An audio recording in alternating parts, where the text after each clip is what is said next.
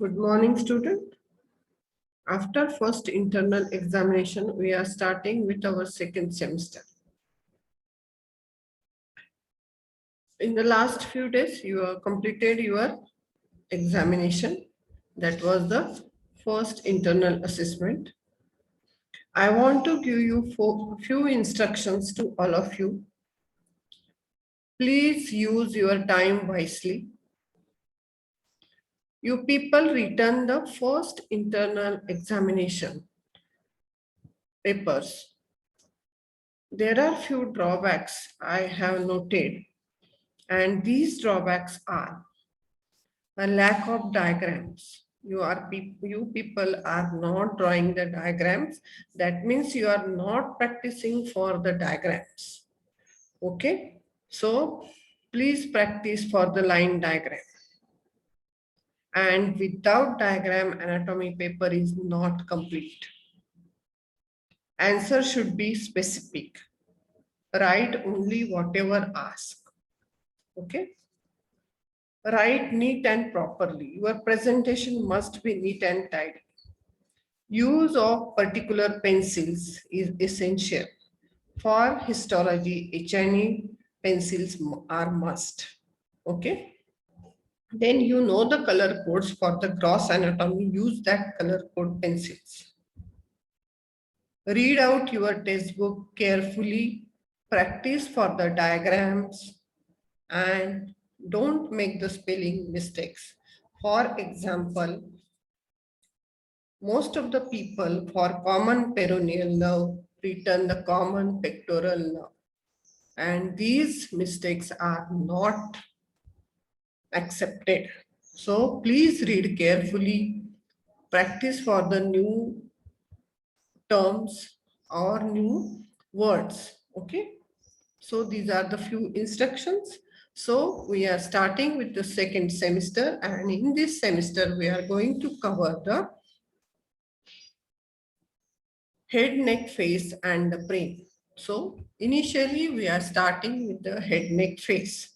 So today's lecture is on the membranous ossification and emissary veins. Okay. Competencies for the today's lecture are: explain the concept of bones that ossify in the membrane. Objectives are: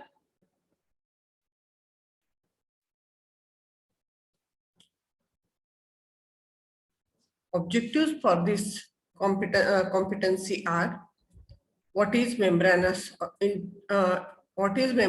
ossification? Okay,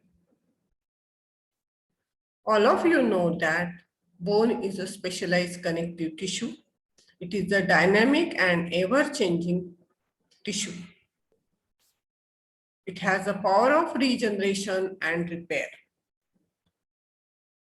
Microscopic structure of the bone consists of mainly three components: cells, ground substance, fibers. These are the three substance components which are made of, by which the bone is made up of.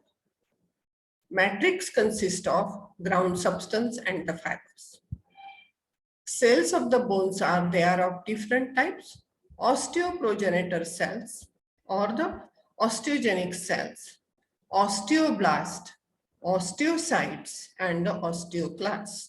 So there are four types of cells which are present in the bone: osteoprogenitor cell or the osteogenic cells, osteoblast, osteocytes, and the osteoclast.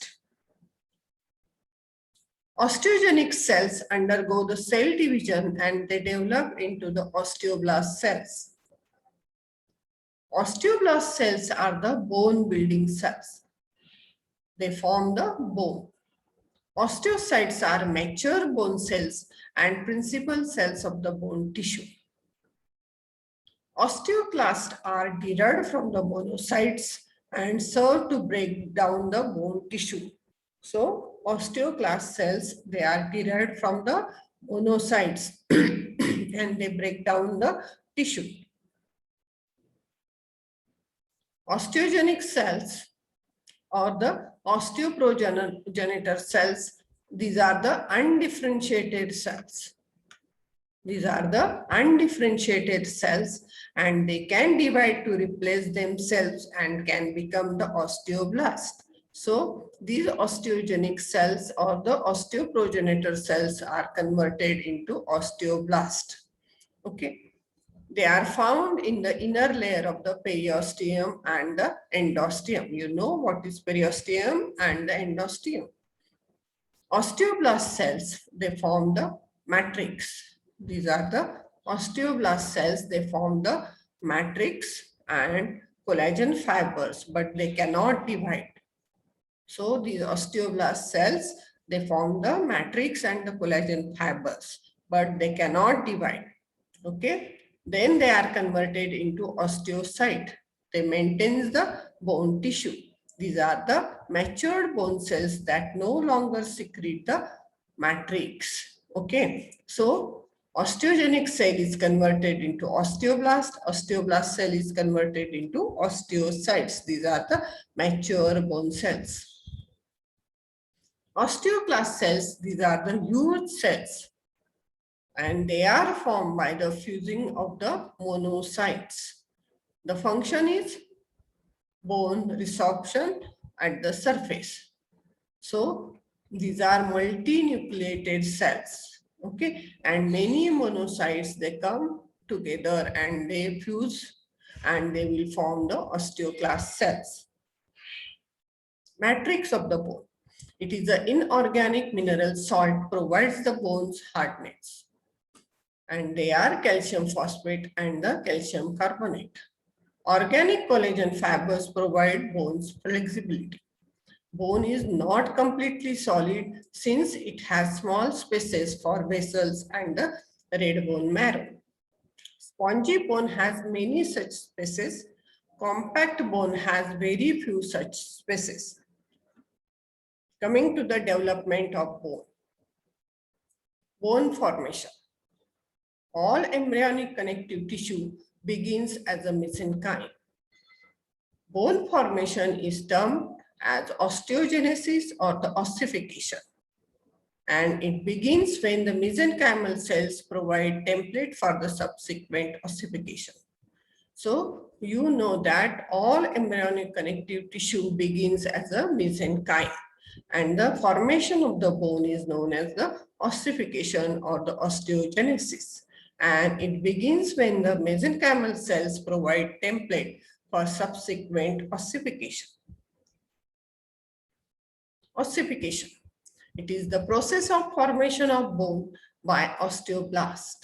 It includes proliferation of collagen fibers, ground substance with subsequent deposition of calcium salts. It begins about 6th week after fertilization during the development. Ossification continues to about the age of 25. So the ossification is defined as it is the process of formation of bone by the osteoblast, and it includes proliferation of collagen fibers and the ground substance with subsequent deposition of calcium salt. And usually it begins in the 6th week of intrauterine life, okay? And it continues to about the age of 25. Ossification centers. These are the sites where the bone formation begins. There are two types of ossification centers, primary center and the secondary center. Primary center of ossification appear before the birth, between the 7th to 12th week. So there are two types of ossification centers, primary and the secondary. Primary ossification center appears before the birth, usually between the 7th to 12th week. Secondary centers of ossification appears at the second ends of the long bones. It appears after birth, except at the lower end of the femur, which appear in the 9th month of intrauterine life, and sometimes at the upper end of the tibia and the humerus. The portion of the bone which developed from the secondary center is called the epiphysis. So the secondary centers appear after the birth, except at the lower end of the femur, which appears in the 9th month of the intrauterine line. So many times during the pregnancy, in the last week, that means 36th, 37th week, the sonography is done to see the appearance of the secondary ossification center in the lower end of the femur. Okay, that means the growth is up to 9th month. If the last menstrual period date is not known, that time this will be helpful, whether the baby is matured or not. Okay, that is the clinical significance of this secondary center, which appears in the lower end of the femur. So here is the primary center of ossification. Okay, here is the epiphysis, periosteal collar, diaphysis, and the appearance of the secondary centers here. Okay. Principles of ossification. Primary center of ossification appear before birth, between the 7th and the 12th week. Secondary centers of ossification appears after birth. Ossification center which appear first usually last to fuse except the fibula. In the long bones with single epiphysis, that epiphysis is at movable end. So the primary, there are some certain principles of ossification. Primary centers of ossification appears before the birth, between 7th to 12th week. Secondary centers of ossification appears after birth. Ossification centers which appear first usually last to fuse except in the fibula bone. Larger the epiphysis, earlier the ossification centers appears in the long bone. If the epiphysis develops from more than one center, then the various centers fuses with each other before the union occurs with the diaphysis. When the epiphysis fuses with the diaphysis, the growth ceases. This fusion occurs 1 year earlier in females than in the males. So these are some principles of ossification. Coming to the laws of ossification. In the long bones, two epiphyses do not fuse simultaneously. Epiphyses that ossify first fuse last. The epiphysis that ossify last fuses first, except the lower end of the fibula. The end of the long bone, where the epiphysis appear first and fuses last, is called the growing end of the bone. So, which is the growing end of the bone? The end of the long bone, where the epiphysis appear first and fuses last, is called the growing end of the bone. Growing end is also the end at which the secondary center of ossification appears first. Growing end is always located opposite to the direction of the nutrient foramen. The nutrient foramen in the shaft of all long bones is always directed opposite to the growing end, except that in the shaft of the fibula, which is directed towards the growing end. In the long bone, growing end fuses with the shaft at about 20 years. So, growing end is always located opposite the direction of the nutrient foramen. The nutrient foramen in the shaft of all long bones is always directed opposite to the growing end, except that in the shaft of the fibula, which is directed towards the growing end. In the long bone, growing end fuses with the shaft at about 20 years. Types of ossification. There are two types of ossification occurs in the body. Intramembranous ossification is the formation of the bone directly from or within the fibrous connective tissue membranes. Second one is the endochondral ossification. This is the formation of the bone from the hyaline cartilage models. So, in the body, there are two types of ossification occurs, intramembranous ossification and the endochondral ossification. In the endochondral ossification, the bone is formed from the hyaline cartilage models, where in the intramembranous ossification, formation of the bone directly from or within the fibrous connective tissue membranes. Membranous ossification is one of the two essential processes during the fetal development of the skeletal system by which the rudimentary bone tissue is created. It is also an essential process during the natural healing of the bone fractures, okay, and the rudimentary formation of the bones of the head.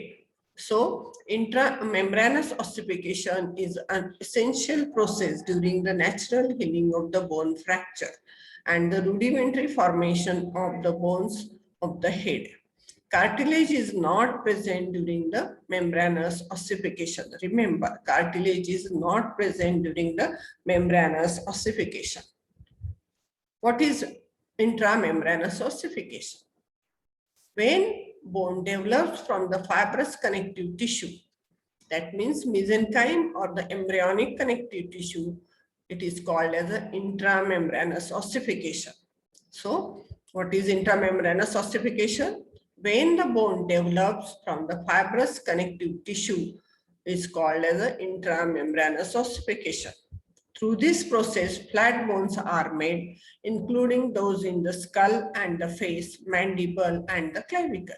So, skull bones, face bones, mandible, and the clavicle, they are developed from the intramembranous ossification.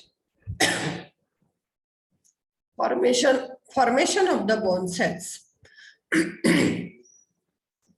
Mesenchymal stem cells within the mesenchyme or the medullary cavity of the bone fracture initiate the process of intramembranous ossification. So the mesenchymal stem cells is unspecialized cells that can develop into an osteoblast. The process of intramembranous ossification starts when a small group of adjacent mesenchymal cells begins to replicate and form the small dense cluster of cells which is known as the nidus. So the mesenchymal stem cells within the mesenchyme or the medullary cavity of the bone fracture initiate the process of intramembranous ossification. Mesenchymal stem cells are the unspecialized cells that can develop into osteoblast. And the process of intramembranous ossification starts when a small group of adjacent mesenchymal stem cells begin to replicate and form a small dense cluster cells that is known as the nidus. Once a nidus has been formed, the mesenchymal stem cells within it stop replicating. At this point, morphological changes in the mesenchymal stem cells begin. The cell body is now larger and rounder. The long, thin cell processes are no longer present, and the amount of Golgi apparatus and the rough endoplasmic reticulum increases. All of the cells within the nidus develop into the osteoprogenitor cells. So, mesenchymal cells now develop into the osteoprogenitor cells. Changes in the morphology of the osteoprogenitor cells occur, and all of the cells within the nidus develop into the osteoblast. Then the osteoblast create an extracellular matrix containing the type 1 collagen fibrils, which is known as the osteoid. So now these osteoblasts create extracellular matrix which contain the type 1 collagen fibers, and this will be known as the osteoid. Osteoblasts, which are lining the periphery of the nidus, continue to form the osteoid in the center of the nidus. Some of the osteoblasts become incorporated into the osteoid to become the osteocytes. There are 4 major steps that occur throughout this process. The first one is formation of the ossification center. Second one is the matrix formation or the osteoid formation. Third one is the Wuhan bone and the periosteum formation. Fourth one is bone collar of compact bone forms the formation and the red marrow appearance. Step 1. Formation of the ossification centers. Mesenchymal tissue condenses to form a membranous sheet. Osteoprogenitor cells differentiate into osteoblasts. So here the osteoblast cells, osteoprogenitor cells, they are differentiated into osteoblast. Network of collagen fibers appears between the cells. Here is the network of the collagen fibers which appear between the cells. Sites where the osteoblast first appears are called the ossification center. So naturally this will be the ossification center. The sites where the osteoblast first appear are called the ossification centers. Second step is matrix formation. Bone matrix is secreted within the fibrous membrane. Osteoblast secretes the matrix. Some cells are trapped in the matrix and converted into osteocytes. So some of the cells now are converted into osteocytes. The remaining cells proliferate and differentiate in radiating manner from the ossification center, forming the trabeculae. So the remaining cells will proliferate and differentiate in radiating manner and they will form the ossification center, forming the trabeculae. Third step is Wuhan bone and periosteum formation. Accumulating osteoid lead is laid down between the blood vessels which form the random network which results in the trabeculae formation. Vascularization, mesenchyme condensation on the external face of the Wuhan bone and become the periosteum. So the vascularized mesenchyme condenses on the external face of the Wuhan bone and there is a formation of the periosteum. Cells within the intertubercular spaces are specialized to form the red bone marrow. So here is the osteoblast, fibrous periosteum formation, plate of compact bone, and the diploid spongy bone cavities containing the red bone marrow that is known as the diploid.